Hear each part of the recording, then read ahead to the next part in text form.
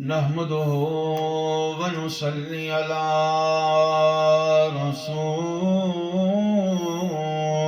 الكريم.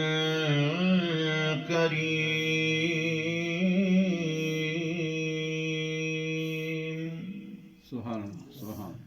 أما بعد فأعوذ بالله من الشيطان الرجيم. بسم الله الرحمن الرحيم. فقد قال الله تبارك وتعالى في شان حق حبيبه مخبرا وآمرا: إن الله وملائكته يصلون على النبي يا أيها الذين آمنوا صلوا عليه وسلموا تسليما.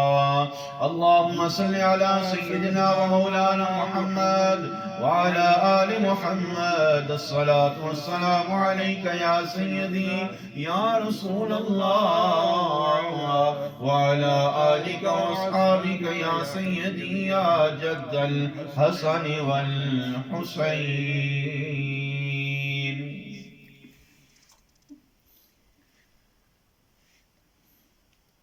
شاہ سوارے کربلا کی شاہ سواری کو سلام. شاہ سوارے کربلا کی شاہ سواری کو سلام. نیزے پہ قرآن سنانے والے قاری کو سلام. نیزے پہ قرآن سنانے والے قاری کو سلام. سب پڑھیں تاکہ سب کی پاکوں کی بارگاہ میں حاضری ہو جائے. شاہ سوارے کربلا کی شاہ سواری کو سلام.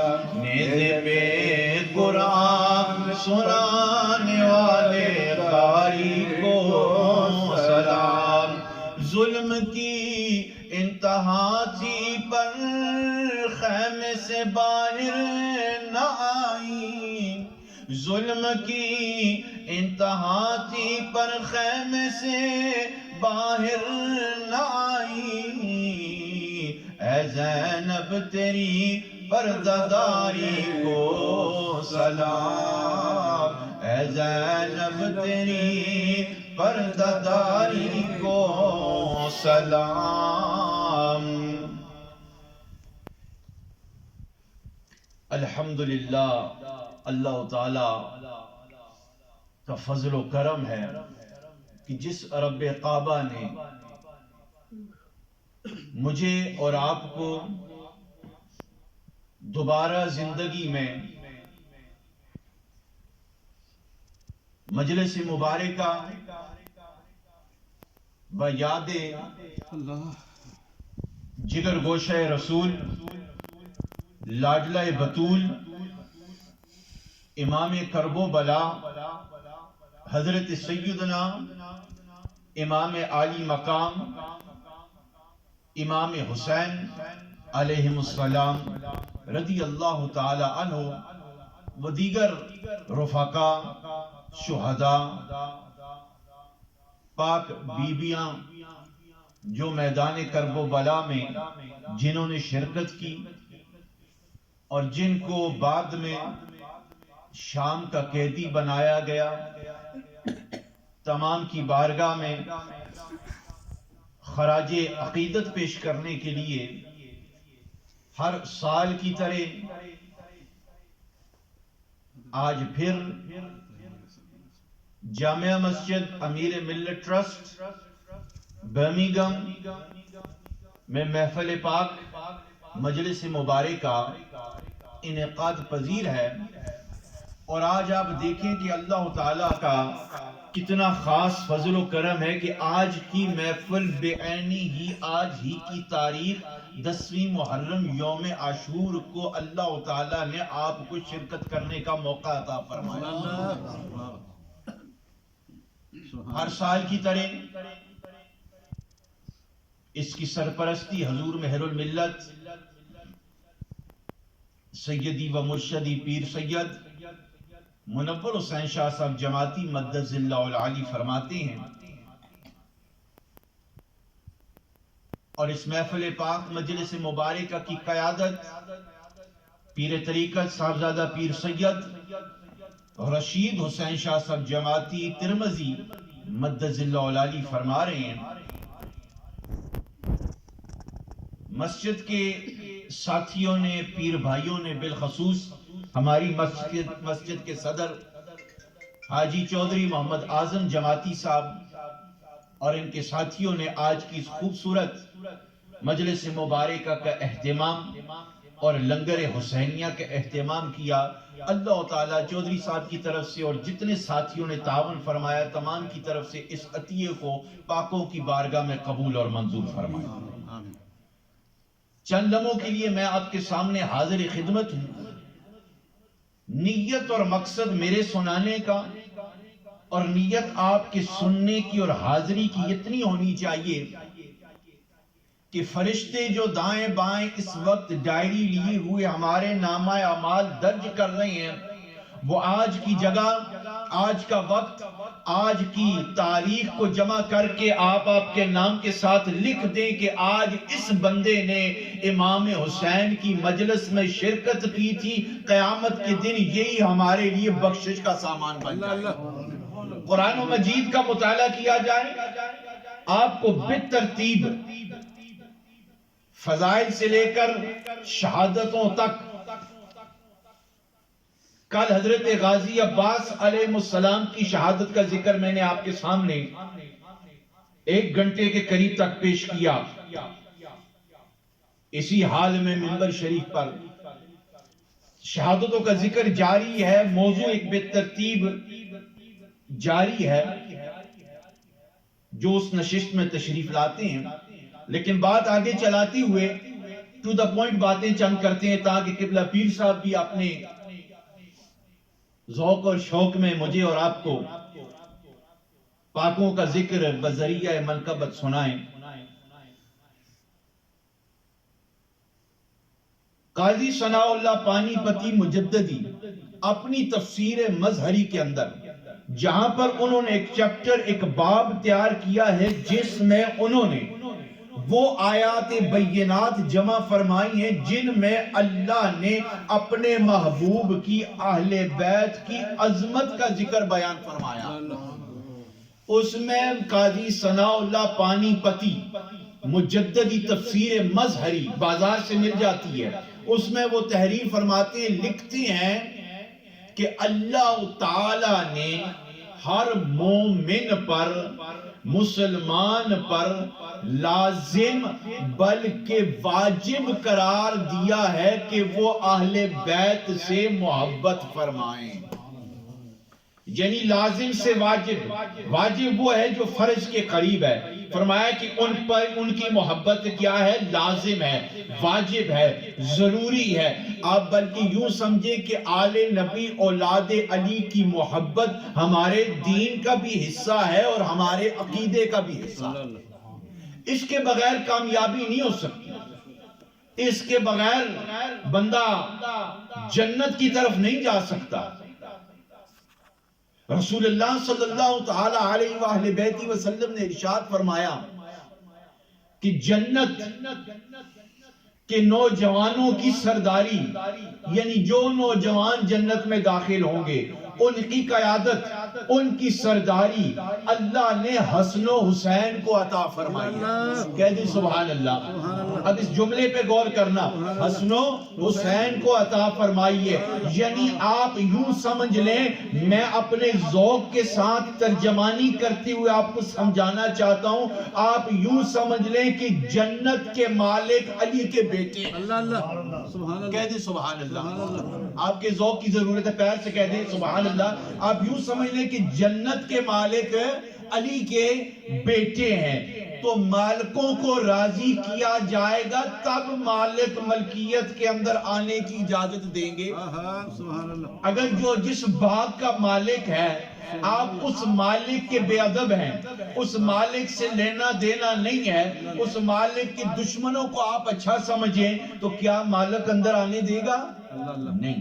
اسی طرح ایک بندہ حضرت سیدنا امام جعفر الصادق علیہ السلام کی بارگاہ میں حاضر ہوا.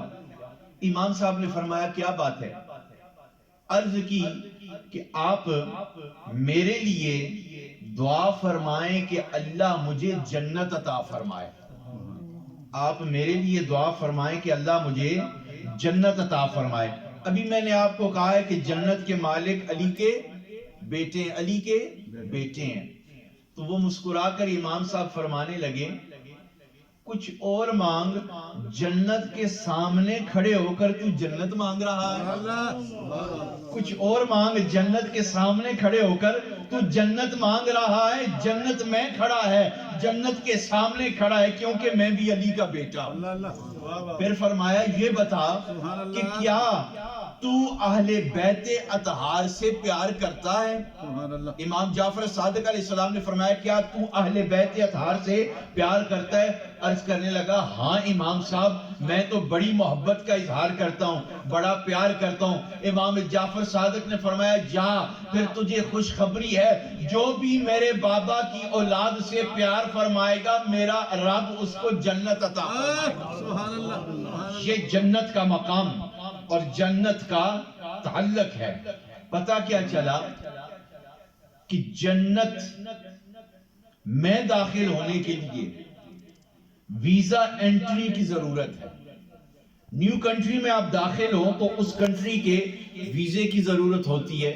اب آپ جنت میں داخل ہونا چاہتے ہیں تو جنت میں داخل ہونے کے لیے ویزا انٹری کی ضرورت ہے. لکھنے والوں نے لکھا کہ جنت میں داخل ہونے کے لیے ویزا انٹری محبت اہل بیت ہے. محبت اہل بیت ہے. جو بھی اہل بیت سے پیار کرے گا, محبت کرے گا, اللہ تعالیٰ اپنے محبوب کے صدقے اس کو جنت عطا فرمائے گا. اب آپ دیکھیں میدان کرب و بلا,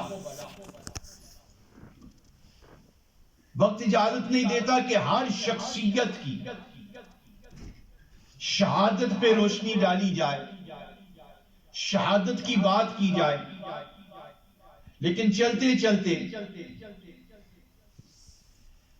میدان کرب و بلا, وہ عظیم مارکہ اسلام, حق اور باطل کی وہ عظیم جنگ, جہاں پر سیدہ خاتون جنت فاطمہ الزہرا سلام اللہ علیہ کے لاڈلے پھولوں نے اپنے نانا کے پرچم اسلام کو بچانے کے لیے اپنی گردنیں کٹوا دی.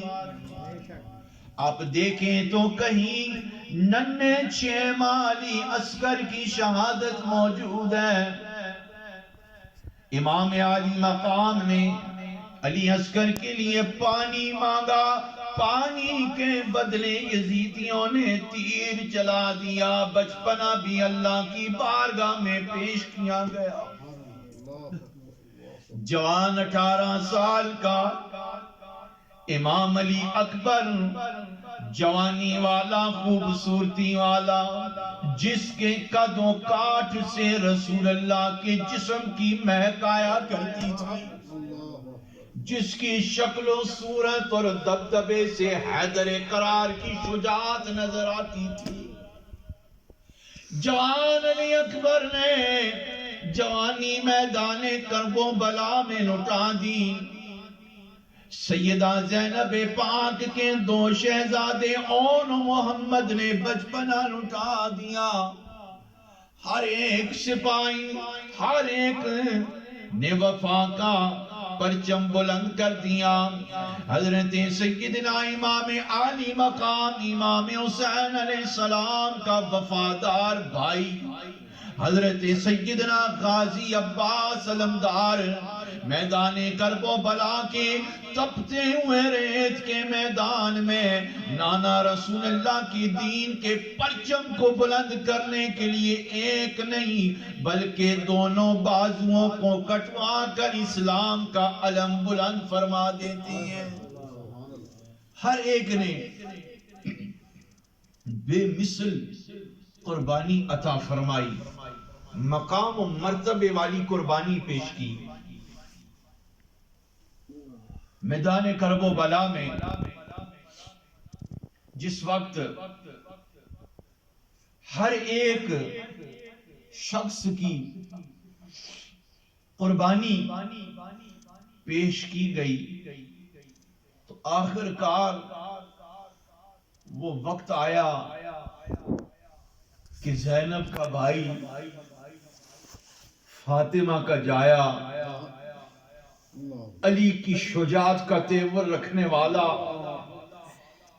مصطفیٰ کی گود میں کھیلنے والا امام حسین مظلوم کرب و بلا کی باری آئی.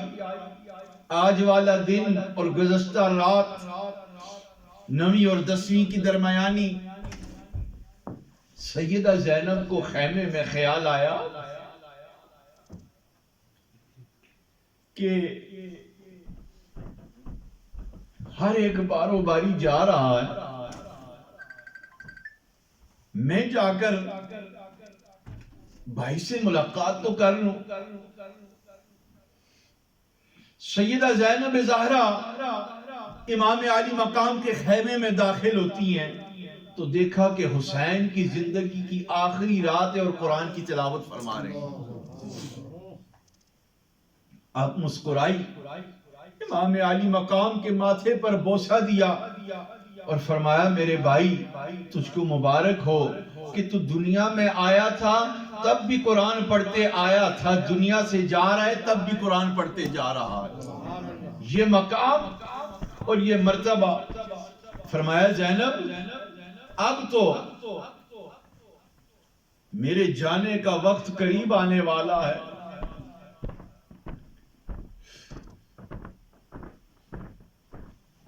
سیدہ زینب زہرا نے امام علی مقام کو سینے لگایا. اب سوچے نہ کہ بچھڑنے کا وقت آ گیا دونوں بہن بھائیوں کا. ذرا اپنے گھریلو معاملات کو دیکھیں. صبح آپ گھر سے نکلتے ہیں، آپ کی بیوی ہو، بچی ہو، بہن ہو، ان کو پتہ ہوتا ہے کہ میرا والد، میرا خاوند، میرا بھائی صبح جا رہا ہے، شام کو واپس آ جائے گا. شام کو واپس نہ آیا تو صبح واپس آ جائے گا. لیکن زینب کو پتا تھا آج میرا ویر میدان کرب و بلا میں شہید ہو گیا تو دوبارہ ہماری میدان قیامت میں ملاقات ہوگی. آپ ایک دوسرے کو ملے تو امام علی مقام فرمانے لگے زینب آپ کو پتہ ہے کہ کل کے بعد جس وقت میں شہید ہو جاؤں گا میرے سارے امتحان ختم ہو جائیں گے لیکن تیرے امتحان شروع ہو جائیں گے. تجھ کو یزید کی عدالت میں جانا پڑے گا، یزید کے دربار میں تجھے پیش کیا جائے گا. تیرے ہاتھوں اور پاؤں میں بیڑیاں اور ہتھکڑیاں لگائی جائیں گی. میری ننھی سی لاڈلی سکینہ کے چہرے پر تماچے مارے جائیں گے. یزید کی عدالت میں بڑی بے دردی کے ساتھ پیش کیا جائے گا. برے زینب صبر کے دامن کو نہیں چھوڑنا، میری نصیحت ہے. اور کوئی ایسا عمل اپنے ساتھ، اپنے جسم کے ساتھ نہیں کرنا غم میں جو میرے نانا کی شریعت میں ناجائز و حرام ہو. اس شریعت کی باؤنڈری میں بہ کر غم مناؤ. یاد کرو آپ کو پتہ ہے کہ میرے ذہن میں روایت آئی جو فتاوی رضویہ کے اندر اعلی حضرت امام شاہ رضا خان بریلوی رحمت اللہ علیہ لکھتے ہیں. علامہ صاحب احمد رضا خان فاضل بریلوی فتاوی رضویہ میں لکھتے ہیں کہ جو آنکھ توجہ ہے جو آنکھ غم حسین میں روئے نہیں، جو آنکھ غم حسین میں روئے نہیں وہ اس بات پہ روئے کہ اس کو رونا نصیب کیوں ہوا۔ اعلیٰ حضرت نے فتاوی رضویہ میں پیر صاحب